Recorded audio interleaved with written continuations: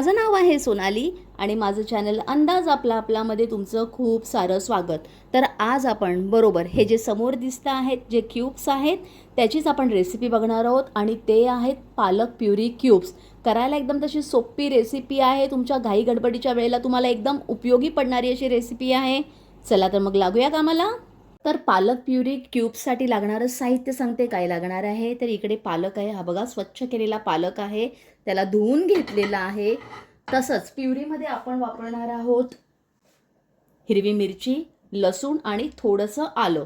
बस आपल्याला एवढं साहित्य लागणार आहे. पाणी इकडे मी उकळवायला ठेवलेलं आहे. तर पालक आपल्याला ब्लांच करून घ्यायचं आहे, पण त्याच्या अगोदर पाणी गरम होतानाच आपण ह्याच्यात थोडंसं लसूण आणि आलं टाकून घेणार, म्हणजे वाटताना ते एकदम इझिली छान बारीक वाटलं जाईल.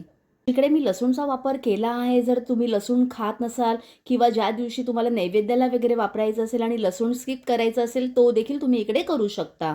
तर इकडे पाणी उकळायला सुरुवात झालेली आहे. आपण काय करूया, थोडा थोडा ह्याच्यात पालक टाकून घेऊया. आणि आता काय करायचं, या थंड पाण्यात ह्याला आपल्याला काढून घ्यायचं आहे. पालकला आपला छान ब्लांच असा करून झालेला आहे. तर आपण क्यूब्स बनवायला हे बघा या अशा ट्रेचा वापर करणार आहोत. हे सिलिकॉनवाले मिळतात जे चॉकलेट किंवा ह्याच्यासाठी वापरतात, हे तेचवाले आहेत. तर आपण त्याचा वापर करणार आहोत. तर पालक वगैरे आपला पूर्ण थंड झालेला आहे. सध्या मी पाण्याचा वापर करणार नाही आहे, आपल्याला असंच वाटून घ्यायचं आहे. तर इकडे आपली पालक प्युरी ही तयार झालेली आहे. आता आपण काय करूया, या ट्रेमध्ये ह्याला घालून घेऊया. तर आपण ह्याच्यात सगळं भरून घेतलेलं आहे. आता ह्याला आपल्याला फ्रीझरमध्ये कमीत कमी 4 ते 5 तासासाठी सेट करायला ठेवायचं आहे. तर इकडे आपले पालक प्युरी क्यूब्स हे तयार झालेले आहेत. हे बघा 5 ते 7 तासामध्ये हे तयार होतात. तर आता तुम्हाला ह्याला फ्रीज कसं करायचं आहे, तर एखाद्या झिप लॉकच्या बॅगमध्ये किंवा एखाद्या प्लॅस्टिकच्या डब्यात, स्टीलच्या डब्यात तुम्ही ह्याला भरून फ्रीज करू शकता.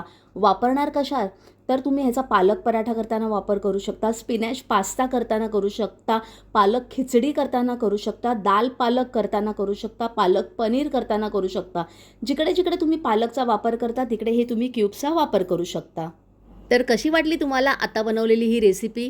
आवडल्यास लाईक तर कराच, पण आपल्या फ्रेंड्स आणि रिलेटिव्सबरोबर हा व्हिडिओ शेअर करायला विसरू नका.